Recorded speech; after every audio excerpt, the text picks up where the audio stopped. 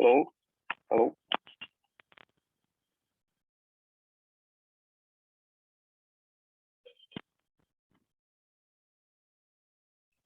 Boa noite, pessoal.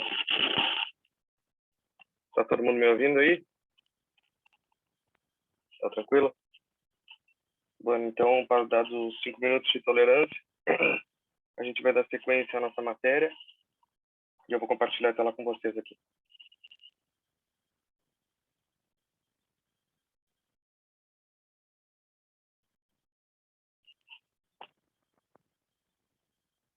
Beleza, então, pessoal. Eu trouxe aqui inicialmente as questões de ontem, né? Primeiro, eu quero perguntar se ficou alguma dúvida aí para vocês. Teve alguma questão aí que deixou vocês com o pé atrás?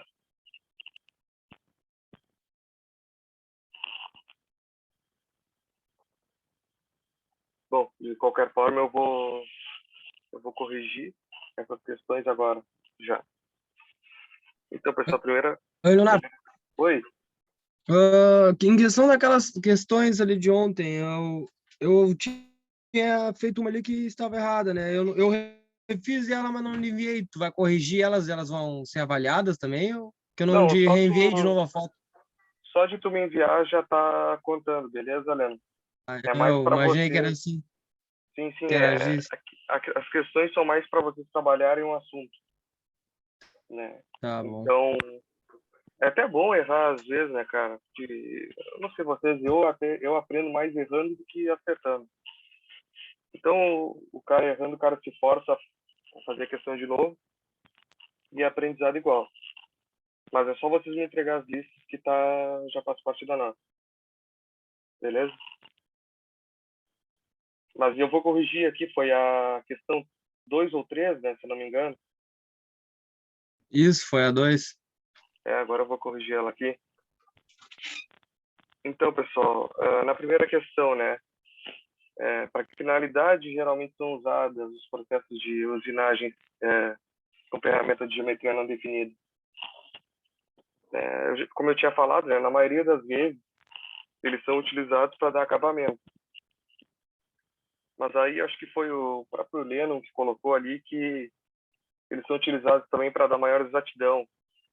Eu acabei colocando aqui também, ó, porque eles também são utilizados para esse fim, né, para conferir lá as dimensões finais com um grau muito alto de exatidão, com pouca tolerância, né, de erro. Então, eu acabei colocando aqui também. Mas, em primeiro lugar, eu diria que vem aqui. Elas vêm para dar acabamento superficial. E a segunda questão, ela perguntava, né, qual é o efeito do ângulo da cunha cortante da ferramenta durante o processo de corte. Qual é o efeito que o ângulo da cunha tem? No caso aqui, né, ângulos de cunhas menores, eles possuem a tendência de cortar mais o material. Isso é até intuitivo. A gente pode pensar numa faca, por exemplo. Sim. E claro, o contrário, né, ângulos de cunhas maiores, eles não têm a tendência de cortar o material tão bem quanto quando esse ângulo é mais agudo.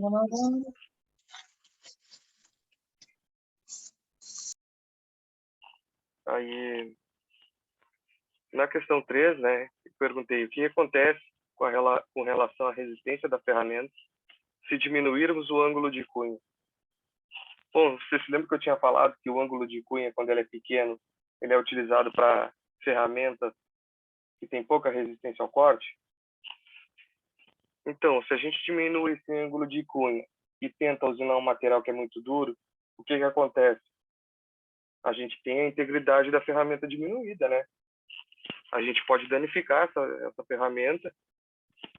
Então, se a gente diminui o ângulo de cunha, a gente pode afetar diretamente a vida da ferramenta.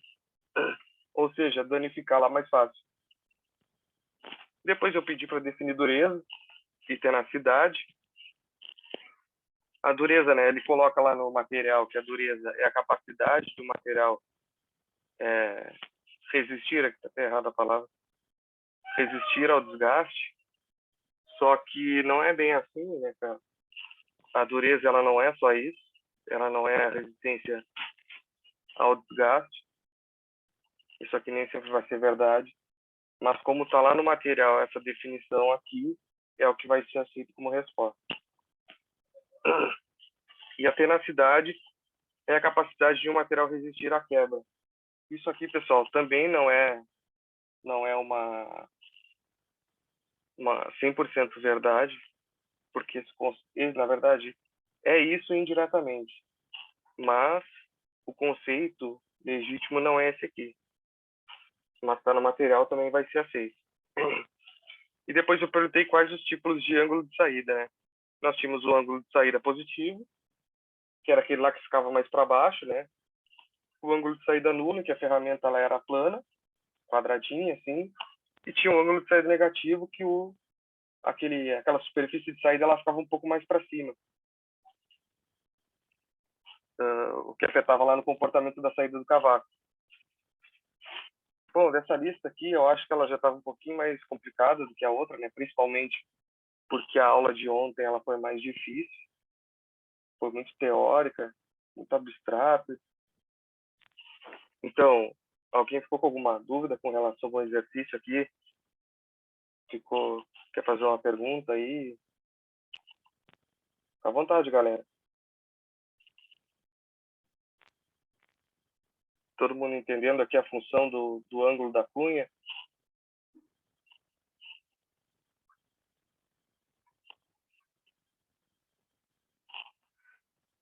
Bom, né, pessoal, só que ontem também,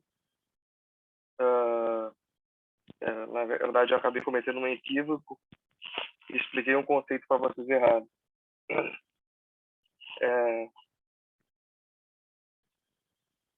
Então, não sei se você se lembra, né, até na cidade eu tinha falado corretamente, mas eu confundi o módulo de resiliência com a dutilidade. Aqui, não sei se você se lembra que eu tinha falado ontem que a dutilidade era essa área aqui, abaixo da curva. Não, isso aqui é módulo de resiliência. Então, né, como essas são características muito importantes, a dutilidade e a tenacidade, essas duas aqui, nos processos de usinagem, e para sanar qualquer dúvida que a gente venha a ter, hoje a gente vai dar jeito nisso aqui, vocês vão aprender esse negócio. Então, pessoal, o que é a tenacidade, de verdade? O que é a tenacidade? Esse conceito que está lá, aqui, ó, é a capacidade do material resistir à quebra, ele está muito raso. E não é bem exatamente isso aí, porque a tenacidade ela está associada à energia que o corpo absorve. Então, pessoal, a tenacidade ela pode ser definida como uma habilidade do material que ele tende a absorver a energia que ele tá sofrendo, né, até ele quebrar. Até ele quebrar, que é aqui a romper, na verdade, que é essa pontinha aqui onde ele rompe, no gráfico de tensão de formação, toda a energia que ele absorve durante o processo é essa tenacidade. Então, inclui tudo, inclui o regime elástico aqui e inclui o regime plástico do material. Toda essa energia é a área de baixo de toda a curva. Né? Então, a tenacidade, né, ela também representa a capacidade do material de suportar tensões maiores que a tensão de escoamento. A tensão de escoamento começa aqui, ó, onde está apontado o laser, a partir da qual a deformação plástica se inicia. Então, aqui a gente tem o início da deformação plástica do material. A deformação plástica é aquela que se deforma permanentemente, só para a gente ter uma ideia. Então, considerando, né, considerando que a dutilidade, aí é que a gente chega na dutilidade, que eu tinha confundido ontem com o módulo de resiliência. Pois a dutilidade, pessoal, ela é a capacidade do material, digamos assim, ela é a capacidade de um material de sofrer deformação permanente né, quando submetida a um esforço de tração. Então, ela é essa aqui, ó. Ela é medida por isso aqui, ó. Toda essa deformação que tem até o material romper. Ela está associada com essa energia aqui, sim, né, com essa quantidade de energia, mas ela é uma deformação. É a deformação que o material aguenta até ele romper. Então, a gente diz, por exemplo, que um material que tem uma dutilidade muito baixa é um material que rompe muito fácil. Então, geralmente, são materiais duros. Quando a gente tem um material muito duro, por exemplo, e a gente levanta essa curva aqui, ela só vai até aqui, ó, onde está apontado o laser. Porque esse material ele não tem a capacidade de se deformar. Ele quebra. Pensa, por exemplo, quando tu pega um tijolo, tu consegue deformar um tijolo? Não, porque ele é um material muito duro. Então, ele não tem a capacidade de se deformar, o que é diferente de uma borracha, por exemplo. A gente consegue puxar a borracha e ela volta ao normal. O tijolo ele não tem essa capacidade, né? E outra coisa também, né? Por exemplo, um plástico. A gente vai lá e pega uma sacola e estica a sacola lá. Ela não consegue esticar ela primeiro. E aí, quando tu estica lá, tem um ponto que ela não volta mais pro formato que ela tinha antes. Aí, no caso, ela se deformou plasticamente, porque ela não consegue mais voltar pro formato que ela tinha antes, né? Os materiais que têm dutilidade muito baixa, eles não têm essa capacidade de se deformar, que nem o caso do tijolo, por exemplo. Ele não se deforma. Então, essa curva ela só vem até aqui. Isso caracteriza um material frágil. Então, considerando, né, que a dutilidade ela é a medida da quantidade de deformação plástica ou da deformação total que o material suporta, né, a gente pode dizer que a tenacidade é o resultado da soma da resistência do material com a sua dutilidade.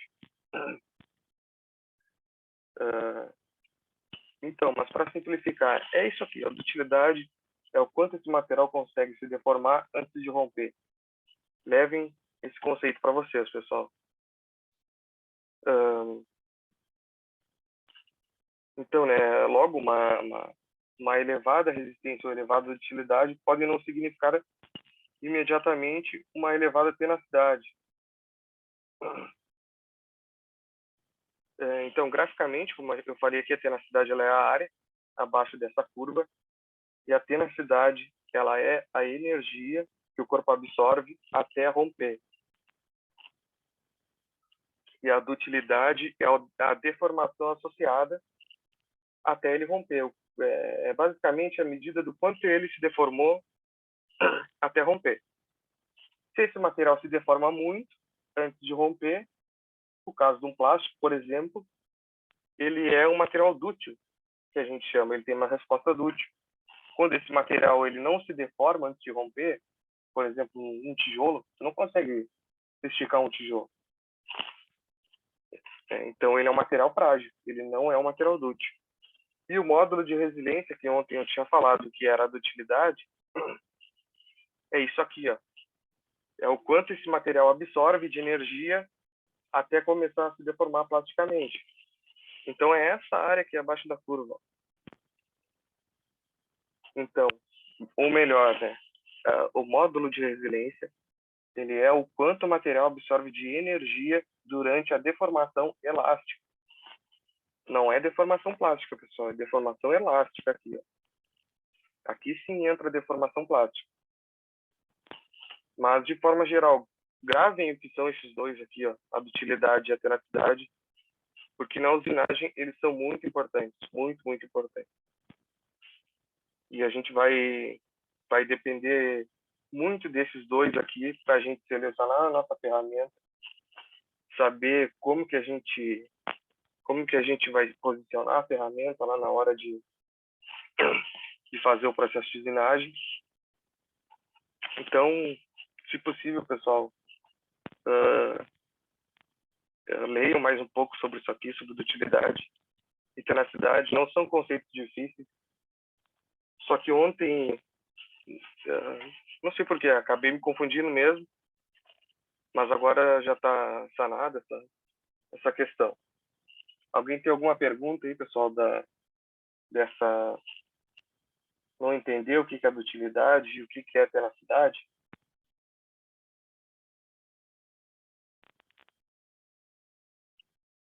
Se alguém não entendeu aí, pode falar, pessoal.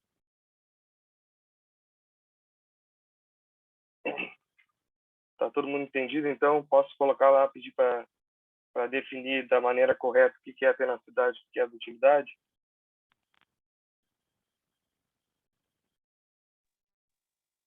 Acho que sim, né, professor? Então, não, pessoal, sério mesmo, isso aqui é extremamente importante que vocês saibam. E, então, assim, ó, basicamente, frisando de novo, a tenacidade, ela é a energia que o corpo absorve até romper, né, incluindo a deformação plástica do material, toda a deformação. É a área abaixo da curva. A dutilidade é o quanto esse corpo resiste, quanto esse corpo deforma. Durante, quanto esse corpo consegue se deformar até ele romper. Então, acho que aí tá tranquilo, né? Então, ontem lá eu tinha me enganado no conceito, então, que só aquela parte que eu falei que isso aqui era dutilidade. E eu fiquei atento a isso aqui, ó. Bom, outra coisa, né? Depois lá que a gente teve a nossa aula, eu fui assistir para ver como é que tinha ficado e tudo mais, né? Até para ficar um pouco mais crítico comigo mesmo. E vi, pessoal, que essa questão aqui, ela ficou muito demais, ficou muito abstrata. Nossa, aí eu fiquei preocupado, né? Porque parece que, pô, se eu fosse aluno ali, talvez eu não teria entendido direito a matéria de ônibus. Então, né, eu trouxe aqui de novo para a gente ter uma ideia do que é, como é que é esses ângulos da ferramenta de corte com relação à peça, né? Aqui eu trouxe essa imagem, que é o corte. Eu quero que vocês olhem para essa imagem aqui, ó, e imaginem que a gente está olhando da esquerda para a direita. Aí a gente virou essa peça, a gente virou ela, e está olhando aqui, ó, nessa direção, onde está apontada a seta, o que gerou essa imagem aqui, ó. Vocês entenderam? Então, essa superfície aqui amarela, ó, ela é a superfície de saída, e nesse caso aqui, ela está entrando na tela. Todo mundo entendeu aí o que eu estou querendo dizer? É como se ela estivesse entrando na tela. A gente está vendo aqui, ó, olhando da esquerda para a direita. Aqui tem o cavaco saindo, ó, vermelhinho. Então, pessoal, eu senti a necessidade da gente explicar de novo isso aqui, pessoal. Ficou muito raso, a explicação muito abstrata. Então, pessoal, vou passar rapidamente só, né? Mas eu preciso saber se vocês entenderam isso aqui, que a gente está olhando da esquerda para a direita e a gente está vendo essa superfície de saída aqui entrando aqui, ó, na tela. Tá entendido aí, pessoal? Alguém não entendeu? Eu entendi. Tá bueno, então. Tá bueno. Se alguém não entendeu, pega no grito aí, pessoal. Tá bueno, então. Como a gente pode ver, a gente vai passar rapidinho só nessa parte. Então, aqui, o que a gente percebe nessa imagem? A gente vê que a cunha, ela é responsável por cortar o material. Que é isso aqui, ó. É esse ângulo aqui, né? O ângulo B. Isso aqui é o ângulo de cunha. É o que corta o material, é a cunha. Então, obviamente, esse ângulo ele afeta diretamente o processo de corte. Só que, por outro lado, pessoal, a gente não pode esquecer da dureza desse material e da tenacidade dele também. Então isso significa, né, que todo material ele oferece uma resistência ao corte. Todo material tem uma dureza e tem uma tenacidade. Então, se essa resistência que o material oferece ao corte ela for muito alta, a gente não pode usar esse ângulo aqui muito pequeno, ó, porque senão a gente vai criar altas concentrações de tensão aqui na ponta da ferramenta, o que vai deteriorar a ferramenta. A gente pode chegar a um ponto que isso aqui lasca como se fosse uma pedra, lasca como se fosse um vidro. Se a gente aumentar demais aqui, ó, a dureza da peça, por exemplo.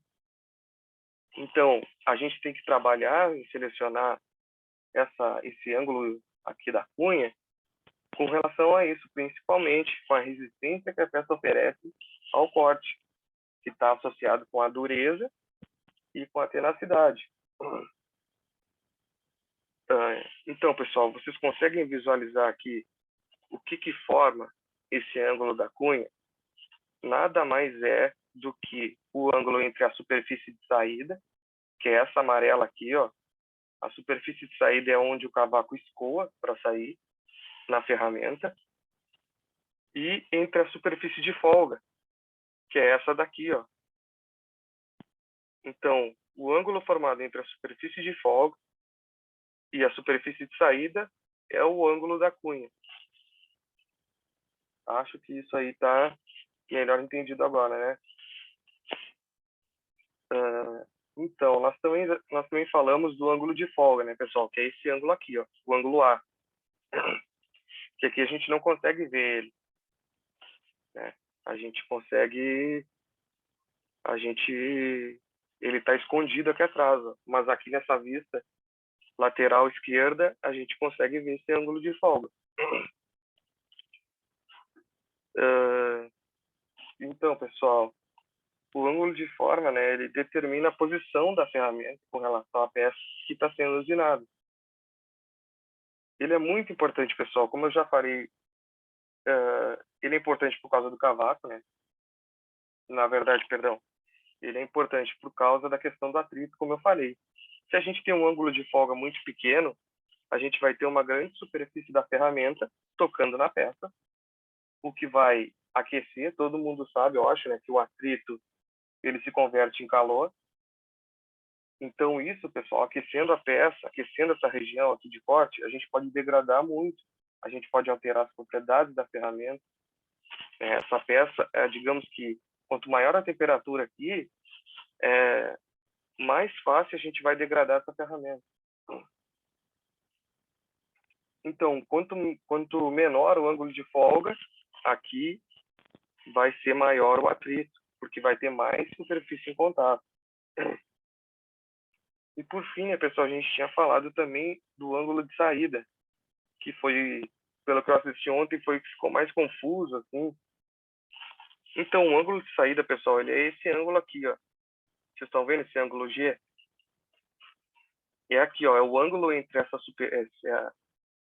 aresta de saída, digamos assim, e esse plano aqui, ó. Esse plano de referência. Esse plano tem um nome chamado plano de referência.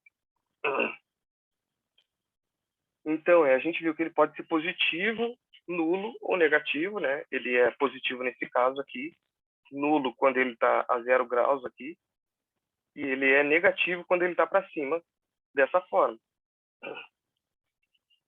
Acontece, pessoal, que esse ângulo, né, ele permite que o material removido da peça, ou seja, o cavaco, seja expulso da peça. Ele coordena a saída do cavaco, digamos assim. Quando esse ângulo de saída ele é maior, né, a gente tem a posição de tirar mais cavaco da peça. O que eu estou me referindo? Quando ele é positivo, pessoal, quando ele está dessa forma, a gente tira mais material. Eu não sei se isso ficou claro ontem, mas é dessa forma. Se ele está dessa forma como está aqui, positivo, ele tira mais material. Só que a gente, o que a gente pode tirar disso, né? Esse ângulo ele também influencia na questão do atrito, mas não é o atrito dessa face aqui, ó. É o atrito aqui do gume de corte, né, da região que vai cortar a peça com a peça. Imaginem a seguinte situação aqui, ó. Vocês têm esse ângulo aqui que é positivo, né? Vocês têm uma maior área em contato aqui, não tem? Vocês têm mais ferramenta entrando aqui do que se vocês tivessem um ângulo que é positivo. Aí a ferramenta não penetraria muito. Quer dizer, ela não cortaria muito. E pode dizer que ela não penetraria muito também. Como que a gente vê isso? Por quê? Porque o ângulo de saída, ele afeta diretamente o ângulo de cunha, né? Preste atenção. Se a gente colocar a superfície de saída dessa forma aqui, ó, onde está o laser,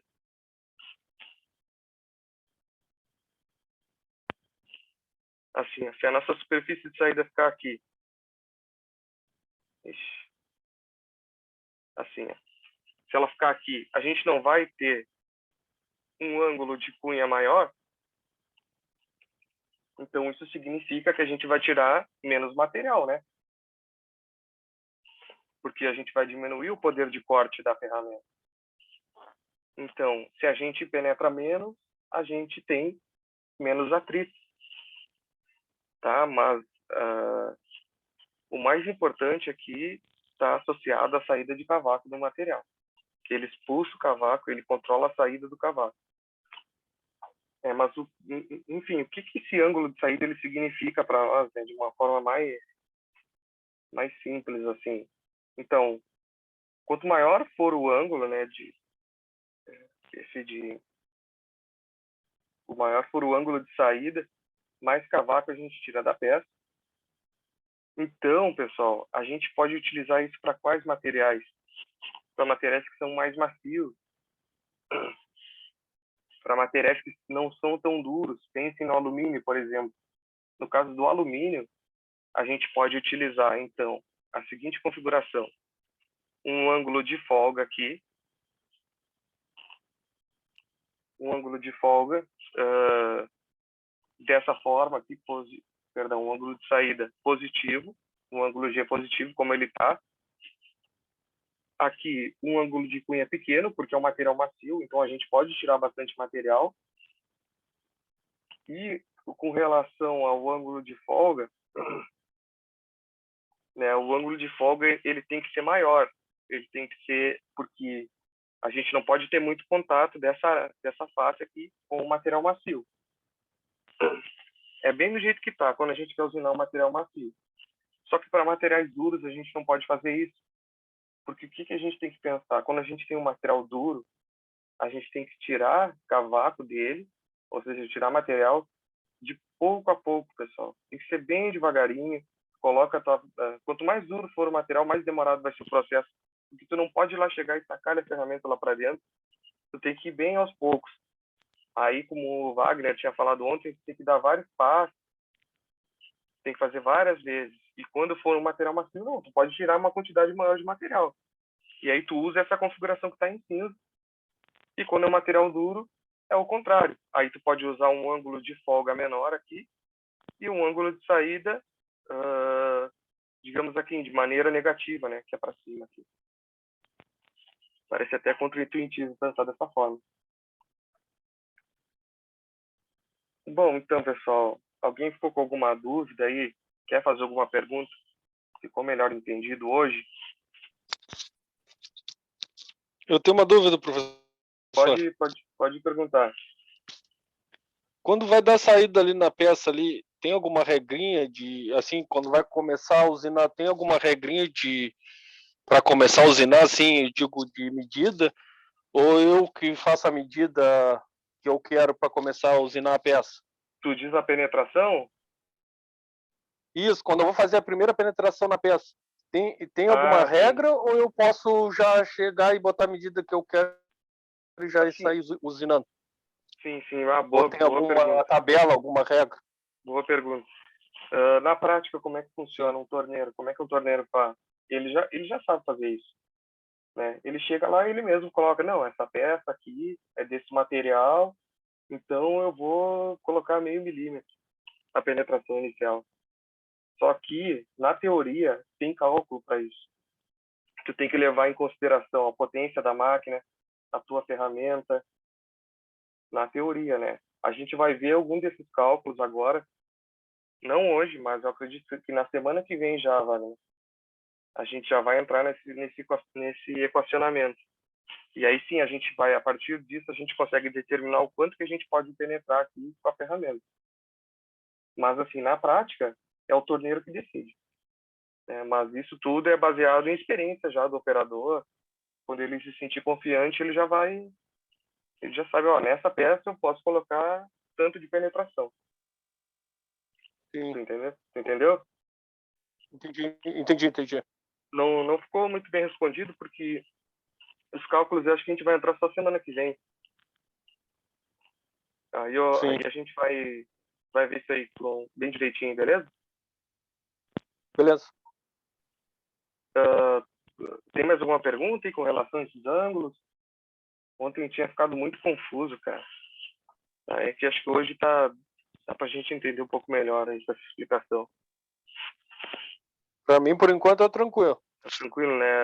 Acho que a gente já conseguiu identificar a importância de cada ângulo, em que cada um afeta. Acho que ficou mais claro um pouco. Mais alguém aí, pessoal? Posso tocar aqui?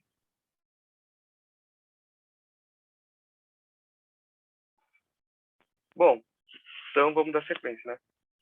Então, mesmo que a gente tenha uma máquina lá com a melhor máquina do mercado, a que tem mais confiabilidade na produção, a máquina mais potente, a gente só vai ter um trabalho bem feito quando a gente tiver uma ferramenta adequada, né, pessoal? Ou melhor, uma boa ferramenta, digamos assim. Então, a gente não vai ter uma produção existente, ou pelo menos adequada, se a nossa ferramenta estiver em péssimas condições. Isso mesmo se a gente tiver a melhor máquina do mercado. Então, a geometria de corte, ela é realmente uma informação muito importante. Isso aqui é chamado de geometria de corte, todos esses ramos que a gente viu. Que o profissional de mecânica ele tem que saber, mas, por outro lado, né, como eu falei para vocês, esses parâmetros, eles são todos tabelados. Então, se tu for nos manuais, isso aqui já vai ter tudo, pessoal. Essas respostas já vão ter. É só tu pegar o teu telefone e procurar o manual. Eu quero usinar aço inox. Já vai ter tudo isso aqui, ó, prontinho. Porque a usinagem, ela não é uma arte, ela não é um processo recente, ela é antiga. Então já deu tempo do pessoal estudar e determinar toda a parametrização, né? Então, só que isso também, a usinagem, ela envolve outras características da ferramenta, não só essas características geométricas. Nesse sentido, né, pessoal, eu diria, assim, eu costumo dizer que a principal característica que uma ferramenta tem que ter é a dureza. A dureza do material, quando a gente vai usinar a dureza da ferramenta, ela é a característica mais importante, galera. Mais importante, sem dúvida. Principalmente a dureza, a resposta quente desse material. Quero que vocês pensem assim, ó, quando a gente está usinando lá, a gente está lá no torno fazendo o processo de usinagem, até aqui tem a demonstração, ó, o cavaco ele sai vermelho, ele sai incandescente, pessoal. Só que são temperaturas ali na região de contato, são temperaturas extremamente altas, galera. Né? Então, a ferramenta, ela tem que ter estabilidade a quente. Não é estabilidade a quente, ela tem que ter uma dureza a quente. Ela tem que ser dura até quando a gente aquece lá, ó. Né? Imagina, por exemplo, como dar um... Quem nunca pegou aí um plástico, por exemplo? O plástico, a temperatura ambiente, ele é duro, né, pessoal? Ele tem um material quebradiço, às vezes. O plástico de um balde, por exemplo. Só que se a gente vai lá e aquece, ele não fica molengo, né? Isso pode acontecer com o metal também. E aqui as temperaturas são muito elevadas. Isso significa o quê? Esse material não pode aquecer de tal forma que ele perca a resistência, ou, na verdade, a dureza. Ele não pode ser menos duro durante o processo de usinagem, porque senão vai danificar a ferramenta. Por isso que a gente tem que sempre olhar para esse sentido aqui da dureza da ferramenta. Então, se tem que é isso, a dureza, a quente, é a principal característica da ferramenta. Aqui tem uma imagem com alguns defeitos. Então, para a gente trabalhar em metal, né, a gente está no curso de mecânica, a gente vai sempre se referir aos metais. Com o auxílio de uma máquina ferramenta, né, um torno, por exemplo, essa ferramenta ela tem que apresentar outras características também, que vão além das características geométricas, são aqueles ângulos lá que a gente falou, né? Então, a ferramenta, né, como eu falei, ela tem que ser mais dura nas temperaturas de trabalho, que o metal lá da interface de usinagem, quando a peça e a ferramenta estiverem em contato. Só que essa característica ela se torna cada vez mais importante à medida que a velocidade aumenta. Imagina assim, quando a gente tem altas velocidades, a gente vai ter maior atrito, maior calor gerado. A velocidade da usinagem ela afeta diretamente a temperatura do processo, lá na interface da ferramenta com a peça. Então, ali, pessoal, a gente não percebe, mas lá chega a temperaturas muito elevadas mesmo. Então, por isso que a gente tem que ter essa dureza a quente. Né? Então, a ferramenta ela deve ser feita, né, de um material, quando comparado ao material a ser usinado, deve apresentar características que mantenham o seu desgaste no nível mínimo. Ou seja, com relação ao material da peça, a ferramenta ela deve ser mais resistente ao desgaste. Isso implica diretamente com relação à dureza nesse caso aqui, né? Então, resumindo, a ferramenta ela tem que ser mais dura do que a nossa peça ser usinada. Por que isso, pessoal? Porque quem tem que perder matéria, quem tem que perder material é a peça e não a ferramenta de usinagem. Indo ainda mais além um pouquinho, né? A gente tem que estar atento também aos custos envolvidos. Eu até dei um exemplo ontem. Por exemplo, assim, a gente não pode selecionar a melhor ferramenta do mercado para usinar um material qualquer, para usinar um material que qualquer ferramenta é capaz de usinar. A gente quer usinar madeira, por exemplo. A gente não vai selecionar a melhor ferramenta do mercado, que custa lá um montão de dinheiro só para isso. Né? Então, mas se for um caso de um trabalho que exija um serviço de alta qualidade, por exemplo, ou alta produtividade, que tem que produzir rápido, aí sim vocês vão selecionar uma ferramenta que tem essas propriedades mais adequadas, melhores, né? Uma ferramenta mais cara, logicamente.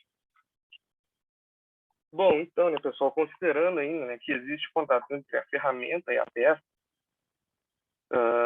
isso gera um atrito, né, entre essas duas superfícies, lá na interface de contato, o que causa um aquecimento tanto da peça quanto da ferramenta.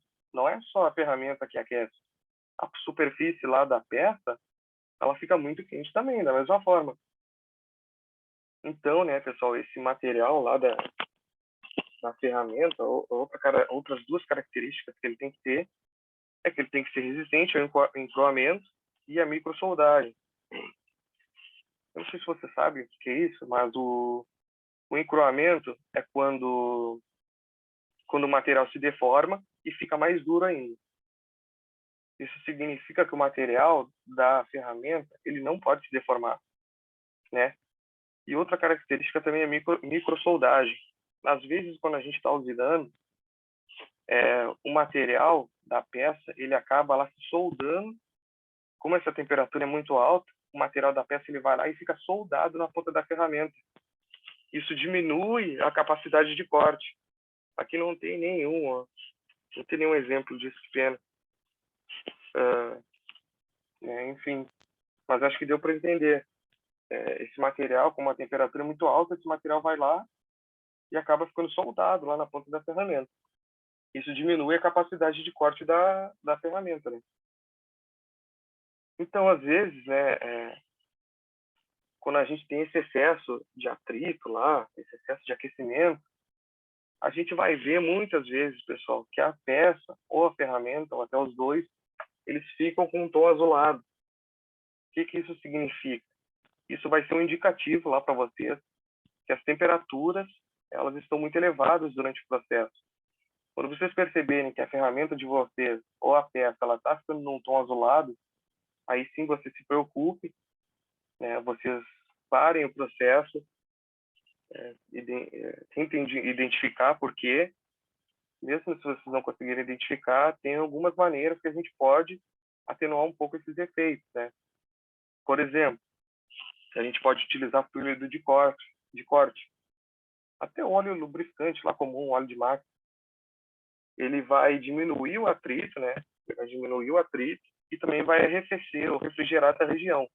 Um dos próximos tópicos que a gente vai abordar aí no conteúdo é a questão dos fluidos de corte, os fluidos refrigerantes. Mas então, só para vocês terem uma ideia, né? Quando vocês perceberem um tom azulado lá, um cheiro a queimado, talvez, vocês levantem o sinal de alerta de vocês e tomem cuidado com o processo, que vocês podem matar a peça desse jeito. Matar a peça significa que a peça não tem mais compostura. E também danificar a ferramenta, né?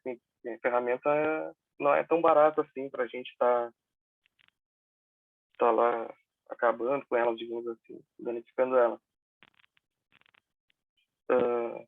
Né? Mas, assim, por outro lado, né, pessoal, a ferramenta, né, ela tem que ser muito dura. Ela tem que ser, é uma das principais características. Só que eu quero que vocês pensem comigo da seguinte forma: ela não pode ser dura demais. Existe sempre um limite. Se ela for muito dura, pessoal, ela vai ser quebradiça.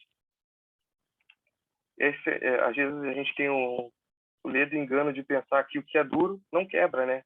Mas pensa por exemplo, um vidro. O vidro é um material muito duro, mas ele quebra muito fácil. Pô, tu pega e deixa um copo cair no chão, ele quebra muito rápido. A gente nem vê esse material se deformar, nem dá tempo. E por outro lado, né, a gente pega um copo de plástico, por exemplo, cai lá no chão, ele se deforma e quebra. Aguenta, ele tem resistência para isso. Só que ele não tem dureza. Perdão. É isso aí mesmo. O plástico ele não tem dureza, mas o vidro ele tem dureza e é um material frágil. Né? Então a gente tem que sempre pensar, pô, será que essa ferramenta aqui ela não é dura demais para o processo? Então levantem o sinal de alerta também nesse caso. E sempre que a gente for usinar, né, um material, a ferramenta ela tem que ser compatível, né, em termos de custo também. Como eu falei lá, a gente não pode selecionar a ferramenta mais cara que tem no mercado para usinar madeira, por exemplo. Bom, então, né, do ponto de vista do manuseio, a ferramenta ela deve ter o mínimo de atrito, a gente sempre tem que pensar isso, mínimo de atrito possível que a gente conseguir. E a gente, claro, né, dentro da nossa escala de velocidade de operação, né? Se a gente quer um processo mais rápido, a gente vai ter velocidade de operação maior. E aí, sim, a gente vai achar as condições mais adequadas para reduzir esse atrito. Como, por exemplo, lá mexendo no ângulo de folga. Isso é muito importante porque dessa forma, a gente afeta o tempo de vida da ferramenta, né? Por exemplo, quanto mais atrito, menor o tempo de vida, mais fácil ela vai desgastar, pior vai ser o acabamento, quando a gente tiver muito atrito. Aqui eu botei as imagens só por questão só para a gente ver a ponta da ferramenta, o que pode acontecer com elas às vezes. Aqui vocês veem que ela lascou, quebrou como se fosse um material muito frágil. Aqui ela teve um desgaste muito acentuado. Essa região escura aqui que queimou, né, que tem temperatura muito elevada. Aqui ela se deformou plasticamente. Aqui causou um sulcamento na superfície de saída, uma cratera, né, se formou uma cratera. Aqui ela teve uma fissura. São inúmeros defeitos que a ferramenta ela pode apresentar. Bom, então, pessoal, alguém tem alguma dúvida até do que se passou até aqui?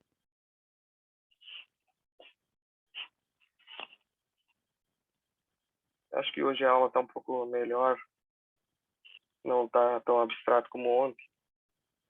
Mas qualquer coisa vocês perguntem, pessoal. Fiquem à vontade. Vou dar sequência aqui então, galera.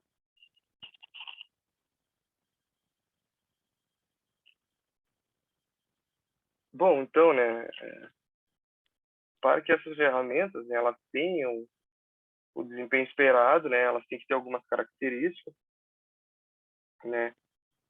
Primeiro, que é de tudo, elas precisam ser fabricadas, né, com material mais adequado. Só que quando a gente vai selecionar a ferramenta, existem alguns aspectos que tem que ser observados, né, pessoal?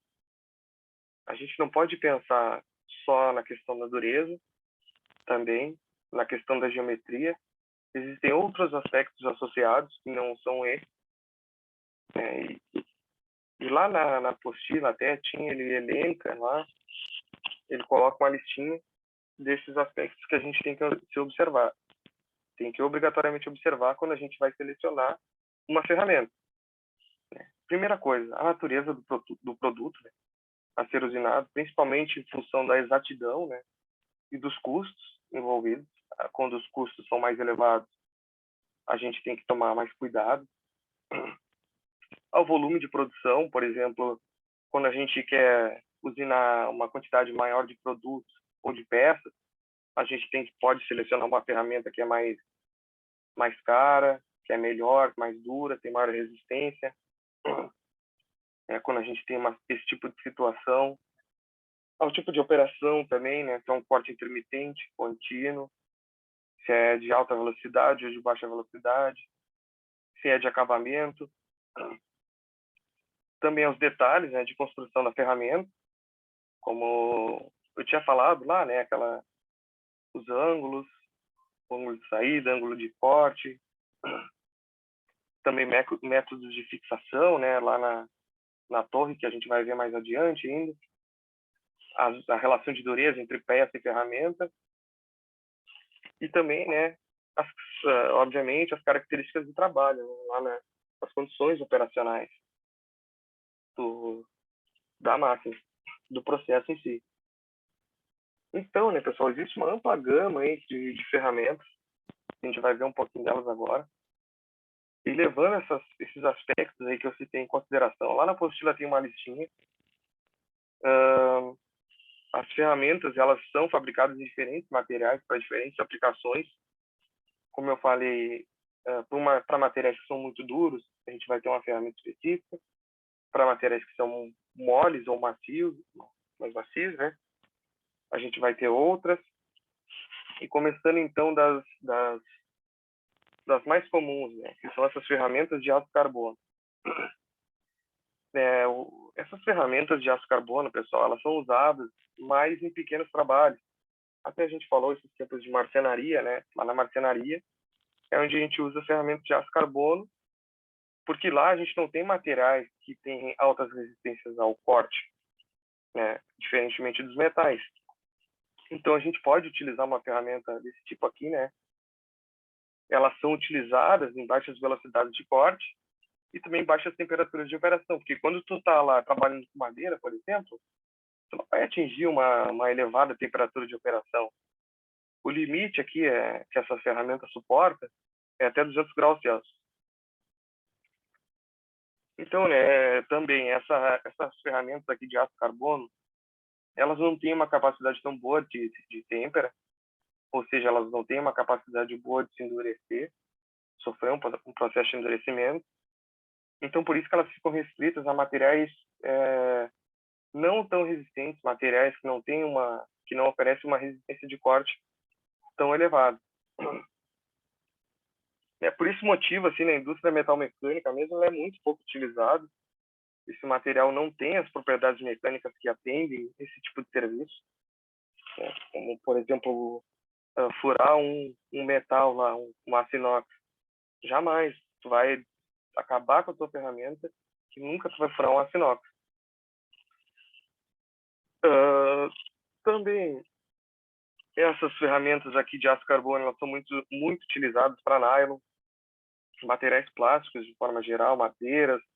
Lá na marcenaria é o que mais vocês vão ver. De certa forma, sim, posso até falar de forma geral, para matérias que não têm dureza elevada. A gente usa esse tipo de ferramenta de aço carbono. Aqui eu tenho 2 exemplos, né, que é um disco, uma serra de aço carbono e umas brocas, né, de furação. de aço carbono também. Vocês vão ver que visivelmente, sim, elas parecem as mesmas ferramentas, só que sempre tem um indicativo aqui, né, do material. Aqui deve ter na haste também, mas não está aparecendo. Mesmo assim, né, pessoal, tem que ter alguma vantagem utilizar essas ferramentas. Dentre todas que tem no mercado, elas são as mais baratas, né? Então, a gente, sempre no jogo, a gente tem que saber o que o serviço vai pedir. Se o serviço ele não demanda uma ferramenta tão resistente, tá, compra essa daqui que é mais barata, vai atender, não precisa estar gastando dinheiro à toa. Então é sempre saber contrabalancear, né, esses aspectos aí.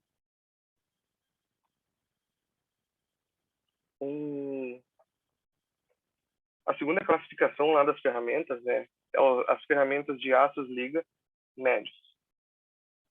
Bom, pessoal, esse material aqui, essas ferramentas, ela faz referência àqueles materiais que, além do aço na sua composição, como a gente tinha ali nas ferramentas essas aqui de aço carbono, nesse caso aqui a gente também tem outros elementos químicos associados que são utilizados para aumentar o desempenho dessas ferramentas. Vocês já tiveram, né, aquela disciplina de materiais lá? Então, vocês viram, eu acho, como é que é a composição do aço comum.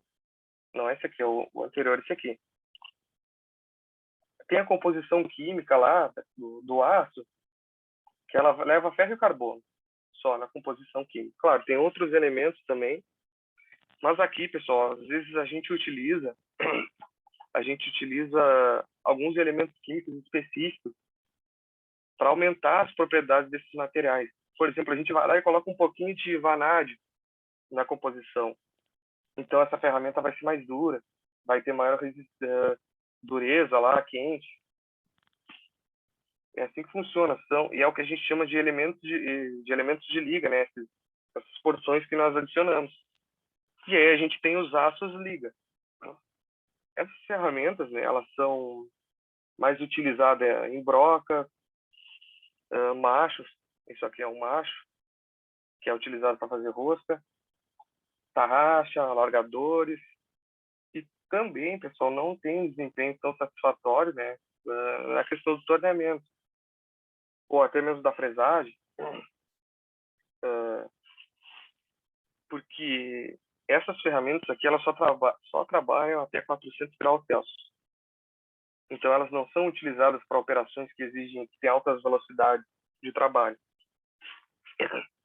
Então, aqui tem um cocinete, também de aço liga, que é utilizado para fazer rosca também. É onde não tem altas velocidades de operação, onde não exige muito da ferramenta, né? Então, elas são diferentes dos aços carbonos, porque, como eu falei, né, elas têm aqueles elementos de liga, que são as porçõezinhas de outros elementos adicionados à sua composição. Esses elementos são basicamente tungstênio, né, o que melhora a resistência dos gases, deixa essa ferramenta mais dura, colocar um pouquinho de tungstênio lá. Também tem cromo, molibdênio, o que melhora a temperabilidade, ou seja, o que torna essa ferramenta aqui mais suscetível ao endurecimento. Isso significa o quê? Que elas vão ser mais duras do que aquelas ferramentas de aço lá, de aço carbono comum. Pessoal, alguém tem alguma pergunta até aí sobre essas duas classificações que a gente viu até agora?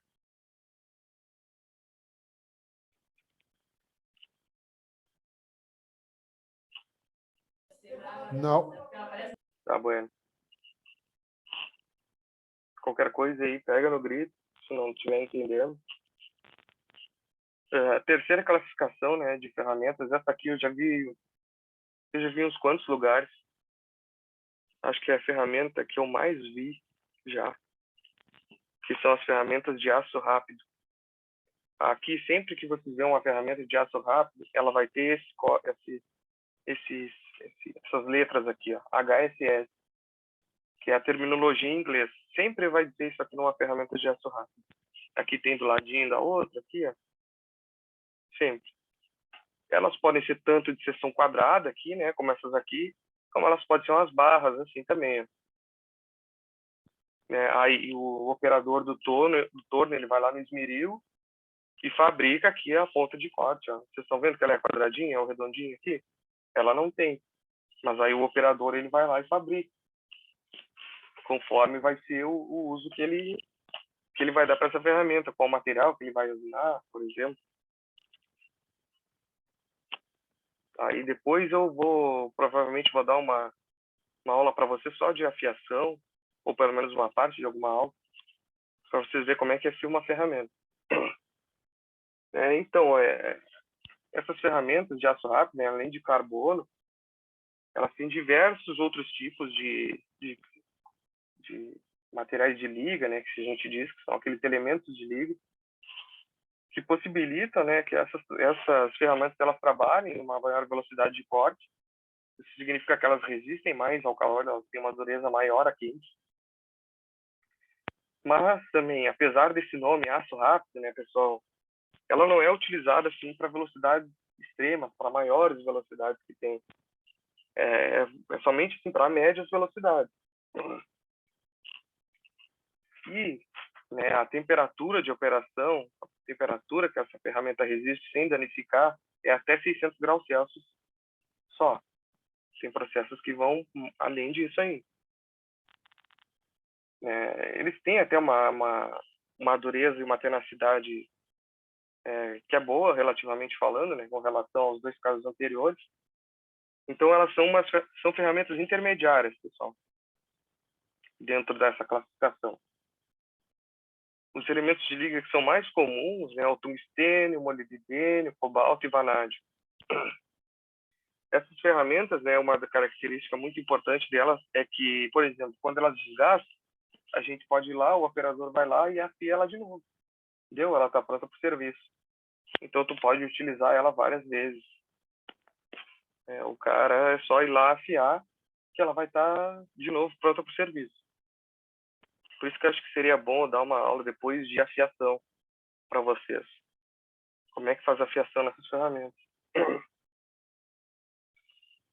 Então, né, elas são mais empregadas em matérias que têm uma tenacidade maior, mas não são tenacidades muito elevadas. Por exemplo, alumínio, cobre, bronze. Não são para aqueles materiais mais duros, por exemplo, um aço inox, que é um material bem duro, que oferece bastante resistência ao corte. Só que, né, como elas são mais intermediárias, elas são melhores, têm um desempenho melhor que aquelas ferramentas de aço carbono, elas também vão ser mais caras do que os outros dois grupos que nós falamos, né? Então, a gente tem que sempre ver essa relação de custo-benefício para ver se compensa ter uma ferramenta dessa no nosso processo, porque é tudo custo, né, pessoal? A gente não pode chegar, a gente não tem dinheiro ilimitado, quem dera se a gente tivesse. E cada vez mais tem que reduzir custos. É assim que funciona o processo os processos de fabricação, né? Fabricação de produtos. Sempre tem que tentar reduzir os custos. Então, né, a gente tem ferramentas também que são de ligas não ferrosas. O que são ligas não ferrosas, né? São ligas que não têm ferro na sua composição. Por exemplo, o alumínio é um metal, né? Só que ele não tem ferro na composição. Só que o alumínio também o alumínio puro ele não é utilizado para corte, né? Bom, então essas ferramentas aqui, elas geralmente têm um elevado teor de cobalto, elas são mais quebradiças, né? E não são tão duras quanto os ácidos especiais para ferramentas quando em temperatura ambiente. Porém, mantém a dureza em temperaturas elevadas, né? E são usadas quando se necessita de grande resistência ao desgaste. Um exemplo desse material eu trouxe aqui, ó, é chamado de estelite, que opera, pessoal, para vocês terem uma ideia, que vai até 900 graus Celsius, as temperaturas de operação. E que representa um bom rendimento na usinagem do ferro fundido, por exemplo, que é um material duro, né? Então, aqui a gente tem essa esteadita aqui, ó, nesse exemplo, ela é uma liga, né, metal duro, que tem boa lubricidade, como a gente chama, que ela não desgasta tão facilmente, digamos assim. Ou seja, ela tem uma resistência ao desgaste maior. ela é colocada aqui, ó, essa pontinha aqui, na ponta dessas fitas aqui, ó, dessa serra-fita, se eu não me engano, isso aqui é uma serra-fita, eu acho. Só que ela vai só na pontinha aqui, pessoal. Não é esse material todo aqui, ó. Isso aqui não chama, isso aqui talvez possa ser considerado um compósito, que é quando a gente junta dois materiais para ter melhores propriedades, digamos assim, propriedades combinadas. Só que essa não é a última classificação ainda. A gente também tem as ferramentas que também são uma das que eu mais já vi por aí, que são as ferramentas de metal duro ou carboneto sinterizado. São essas aí mais bonitinhas, né? Elas podem ser utilizadas individualmente lá, ou também elas podem ser utilizadas em conjunto aqui, como nesse caso. Lá nos processos de fresamento, não sei se você se lembra, a gente tinha uma ferramenta lá que era semelhante a essa daqui. E o que acontece? Quando gasta aqui um ladinho desse aqui, ó, tu vem, afrouxa o parafuso, só gira ela um pouquinho e coloca outra face novinha para trabalhar. Aqui a mesma coisa, ó, quando gasta essa pontinha, tu vem, gira ela e deu, tá com outra ponta nova ali. Então, né, essas ferramentas, né, o material dessas ferramentas, eles são associados com os materiais cerâmicos, que é geralmente tungstênio que é utilizado. Mas ainda assim, pessoal, esses materiais aqui, eles compreendem uma família de diversas composições de carboneto, né? Que além do tungstênio, né, vai o cobalto. E é muito comum que essas ferramentas aqui, elas sejam produzidas por sinterização, que é a metalurgia do pó, lá, a compactação do pó. Não sei se vocês sabem, né, pessoal, mas o processo de fabricação de peças, a gente vai lá, a gente tem o pó, é o metal em forma de pó, a gente junta ele com aglomerante. Vou dizer isso aqui só para questão de exemplificar, como se fosse um elemento que cola esse material que junta. A gente coloca num molde, depois aquece esse material a altas temperaturas, esse aglomerante, esse ligante, ele evapora e o material ele fica lá, ele sai no formato que a gente quer, no formato do molde que a gente colocou. Esse é o processo de sinterização, bem resumido.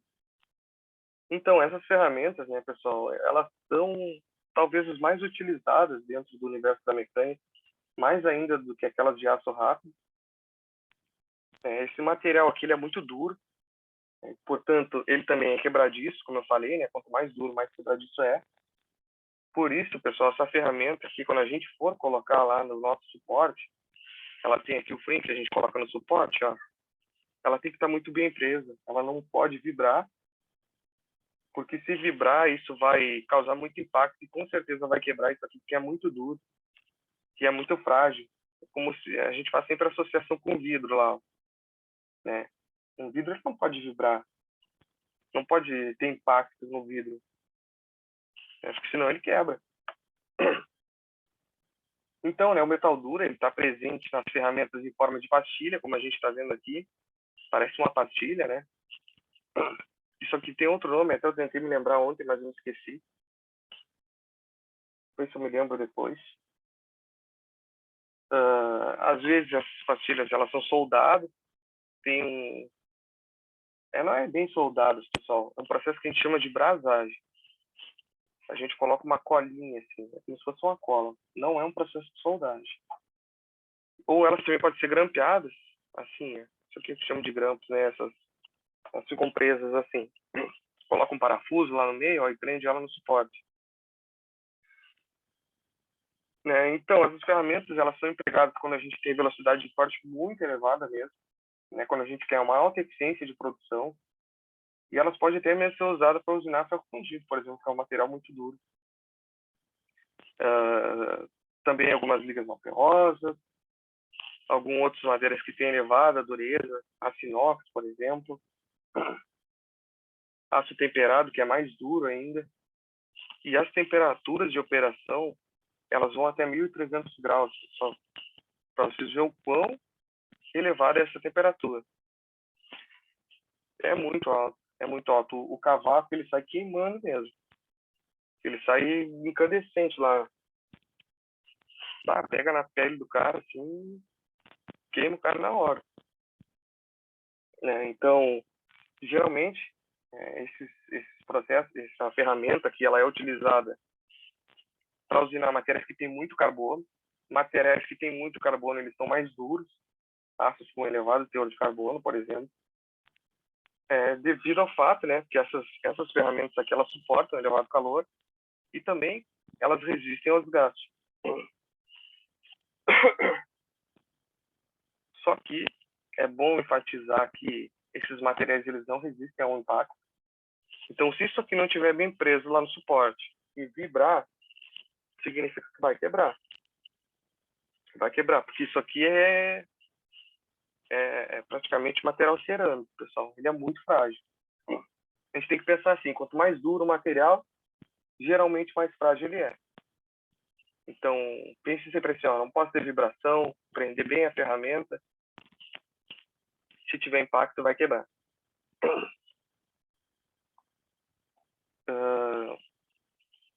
E também, por outro lado, a gente não pode utilizar uma ferramenta dessa aqui para usinar um material que é muito mole. Primeiro, porque essas ferramentas aqui elas são caras. E os materiais que são muito moles, geralmente, não necessitam de uma ferramenta tão dura assim.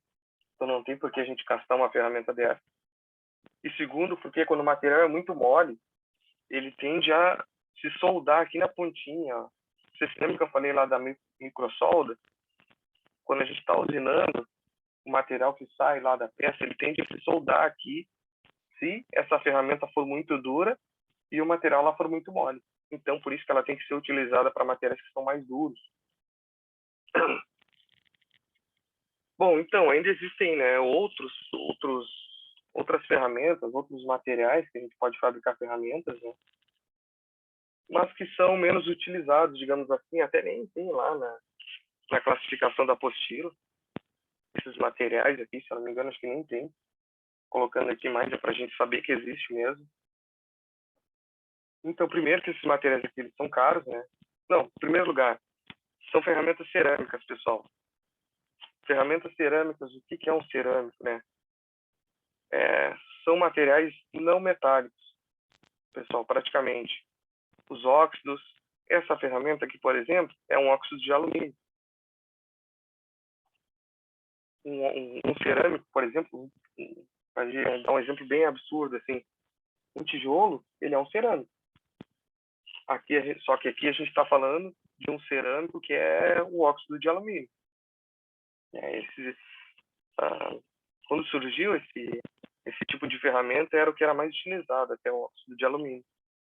Hoje em dia existem outros materiais, né, como os diamantes. Quem nunca ouviu falar numa broca de diamante, por exemplo, lá aqui nas perfuratrizes, para vocês verem, ele é muito resistente e é muito caro também, né?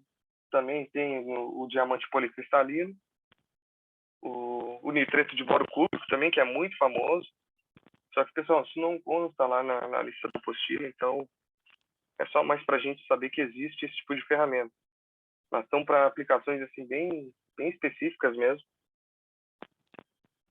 Quando a gente tem que usinar um material, materiais que são duros mesmo. Rochas, por exemplo. Então, bom, pessoal, ficou alguma dúvida aí do que foi visto dessas ferramentas? Alguma curiosidade?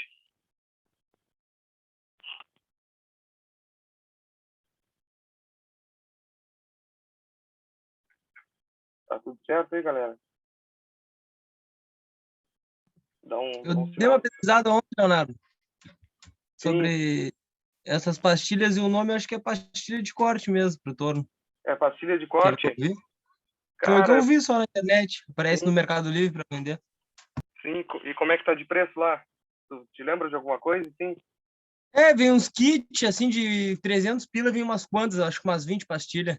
Sim.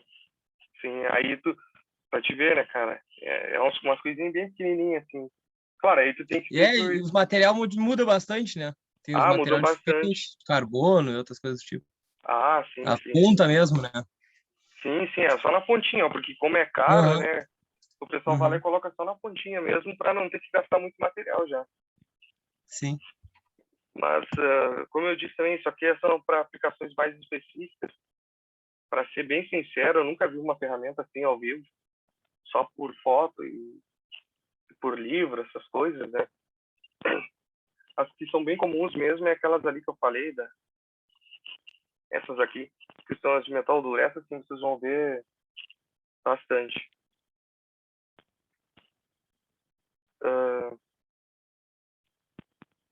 Na verdade, essas aí eu nunca tinha visto. Eu tinha visto a outra, aquela Aquela ali que é. que é cinza, essa aqui da pontinha. Sim, é. Não, eu digo a outro estilo. Essa pastilha eu não consigo identificar direito. Eu digo aquela outra, sabe, que é comprida, que é de corte, de ângulo que a gente faz. Ah, essa aqui? A de aço rápido? Essa sim, isso. Essa aqui. Ah, é, essas são bem comuns também, cara. É bem, bem comum. É, É uma, tipo assim, ó, o torneiro lá que tem a manha, é legal de tu ver o cara fazendo a ponta aqui, ó. O cara tem que ser bem habilidoso, assim. Vai lá no esmeril, o cara... Pô, me lembro lá no... O cara nem deixava a gente que era aluno fazer isso, que era meio perigoso. Tem que ter um conhecimento aqui. Mas tem essas pastilhas aqui, ó, essas aqui, elas têm outro nomezinho também que não lembro agora. eu operei um torno já, Ah, é? mas essas pastilhas eu nunca vi ainda, né? Eu vi só outra, por isso que eu fiquei Sim. curioso nessa. Cara, tem outro nome aqui, eu vou ver se eu acho.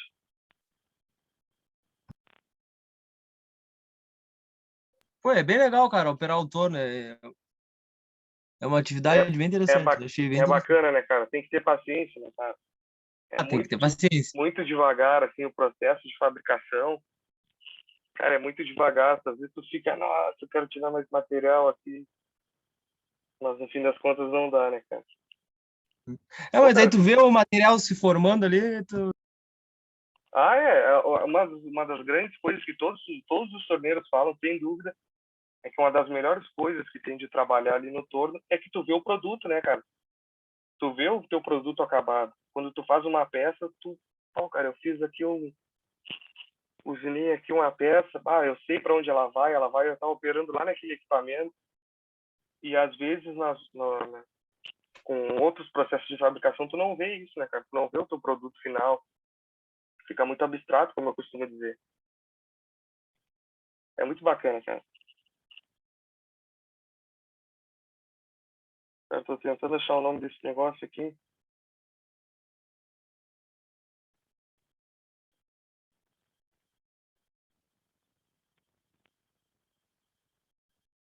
Pô, cara, se tu tiver a oportunidade, Leandro, pega e vai operar mais vezes, cara.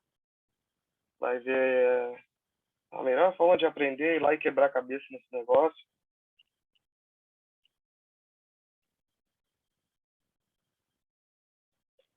O nome é incerto também, não sei se você já ouviu falar. não. Incerto, vocês vão ver muito falar, é incerto também, que se chama isso aqui. Pastilha ou incerto. Bom, pessoal, alguém tem mais alguma dúvida, alguma curiosidade com relação ao conteúdo de hoje? Eu acho que aquela parte lá dos ângulos também ficou um pouco melhor, né? Ontem tinha ficado, pô, ficou estranho. Mas hoje já está bem melhor, já ficou mais claro aquela parte, tenho certeza. Aqui vocês se lembrem das ferramentas, dão uma estudada depois lá na apostila. Só para vocês terem mais uma ideia, assim, né? De que tipo de ferramenta a gente usa, em qual aplicação.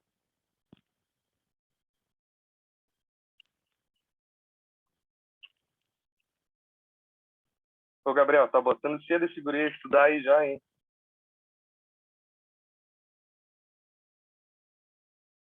Vai lá. Tem que ser, né? Tem que começar de novinho. Me criei numa oficina, ele vai ser igual. Não, então já é mecânico já. E eu em oficina. Tá bom. Tá bom então, pessoal.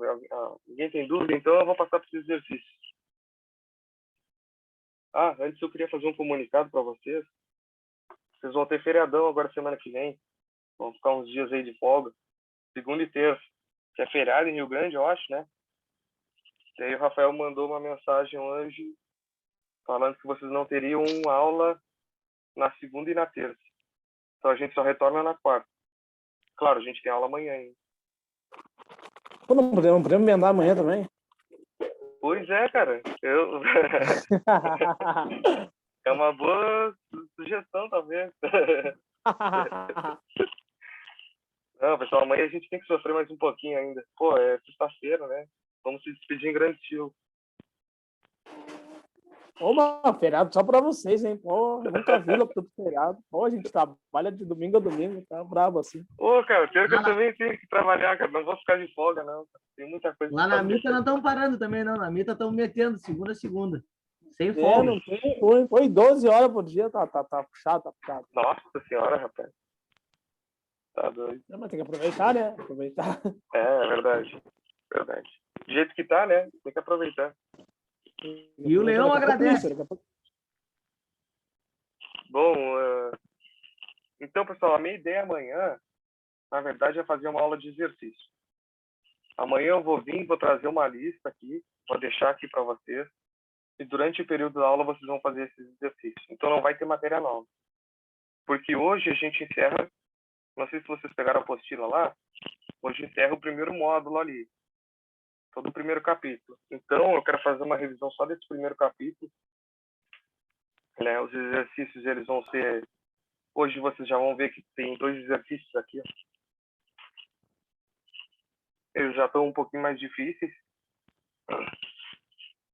Então, os exercícios de amanhã também vão ser nesse nível. Vai ser para a gente raciocinar mais um pouco, para instigar vocês a pesquisar ali na apostila. Mas também não é uma coisa muito pesada, né, que a gente não descubra. Tem cerca lá, eu acho que de 25 páginas que a gente cobriu até agora, 20, 25. E tem várias ilustrações também. Então fica aí essas questões para o restante da aula, como de praxe. Vocês têm que me entregar até segunda-feira, né, as questões da semana. É muito importante que vocês cumpram esses prazos, pessoal, porque isso vai fazer parte da nota de vocês. Então, se não tiver lá na minha pasta as questões, eu vou considerar que vocês não entregaram. E vocês vão ter todo fim de semana aí. Na verdade, a gente pode deixar até para quarta-feira essa entrega. Porque como vai ser feriado segunda e terça, então deixa para quarta-feira. Então, vocês têm aí até o final da aula para fazer essas 2 questões. Se tiver alguma dúvida, me chama. Estou aqui. Vou fazendo a chamada enquanto isso, pessoal.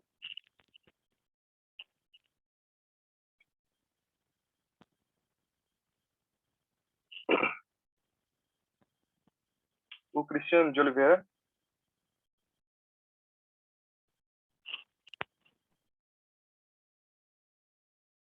Edson Soares. Opa.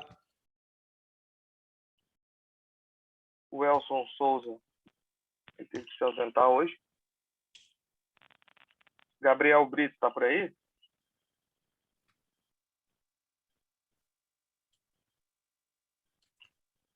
O Gabriel San Martin está aí, né? Aqui. José Fernando da Rosa.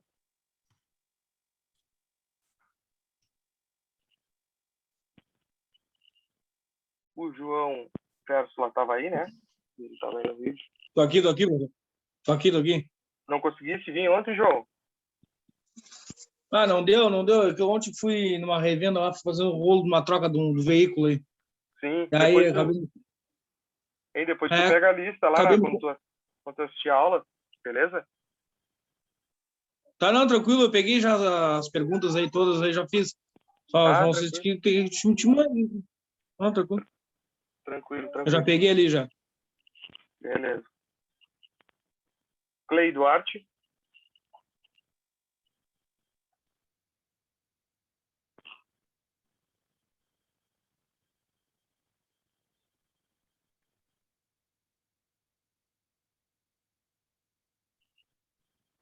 O Leandro tá aí.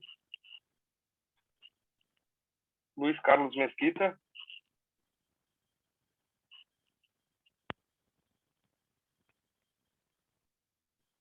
Nicolas de Oliveira tá aí, né? Tô, professor. Rafael Bandeira.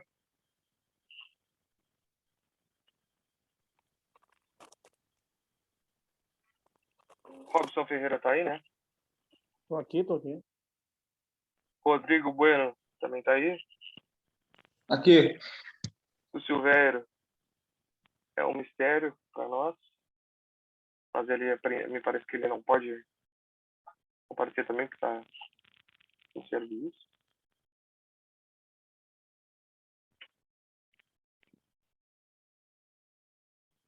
O Wagner Gonçalves está aí. Tô aí, professor. Não falasse mais lá com o torneiro? Não tive tempo para ir lá hoje, lá ver, lá não consegui dar uma chegada lá. Tem que arranjar uma Choveu desculpa muito. lá. É. Arranjar uma desculpa ir lá É que falar com o fica em cara. outro setor da empresa. Sim, sim.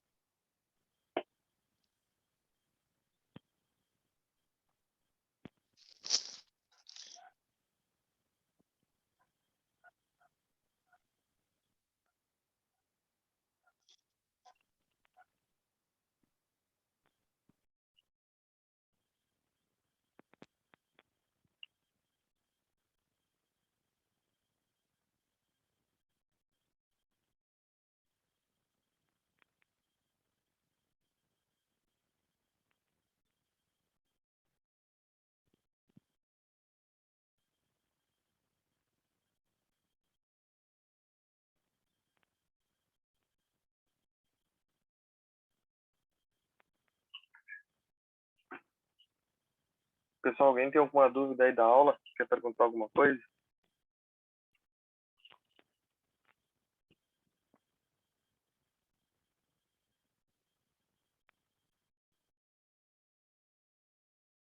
Hoje ficou mais clara a questão, as questões dos ângulos lá, né?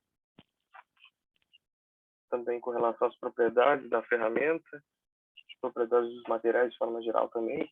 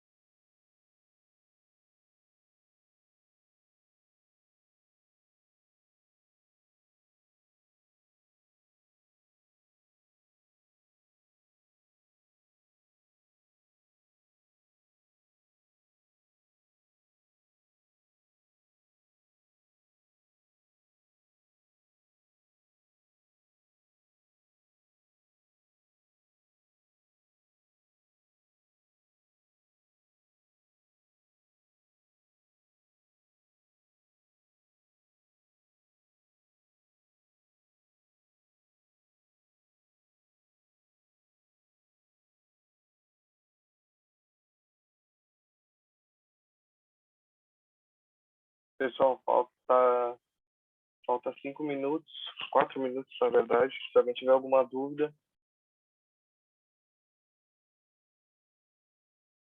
Pode mandar agora. Ou tiramos amanhã. Amanhã será uma aula só de questões. Então vocês vão ter muito que praticar esse fim de semana também, talvez.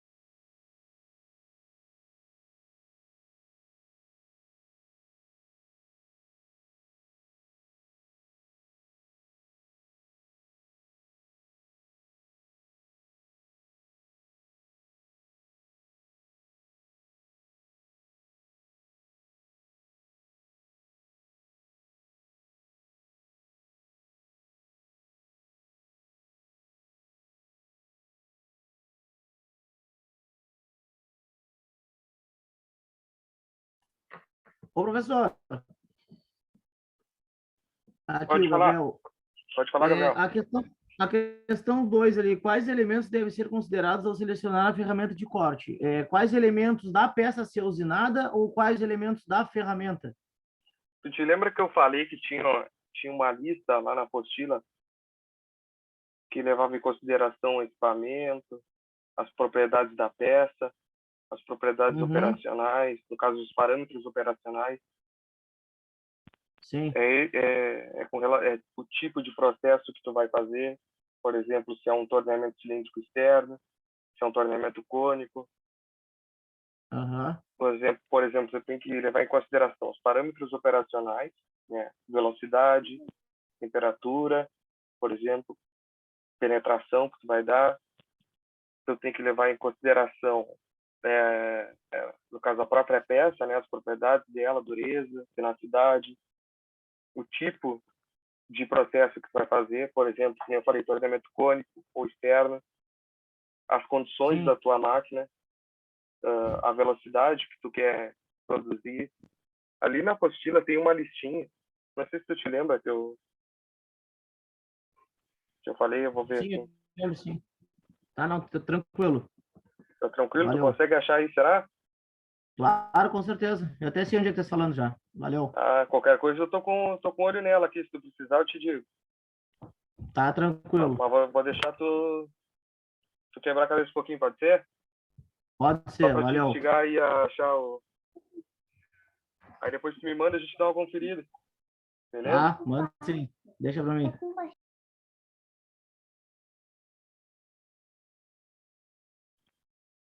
Bueno, pessoal, falado isso, então, já é 8h40.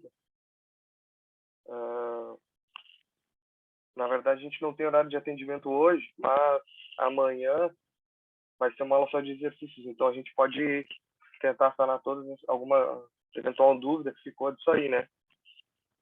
E amanhã, sim, amanhã vai ser uma lista bem maior do que essa, com exercícios mais difíceis também, que vão instigar vocês a pensar mais. não vai ser tão direta a resposta assim. Então, vocês podem trabalhar em grupo, né?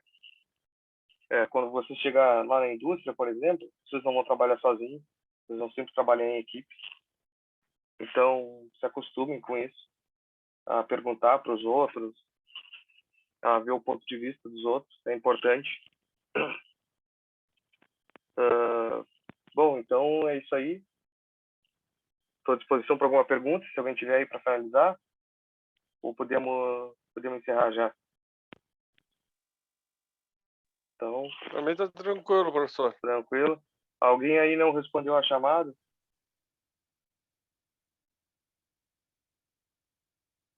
Então tá, galera. Vocês estão dispensados, então. Pode ir descansar, quem quer descansar. Quem quiser seguir estudando aí,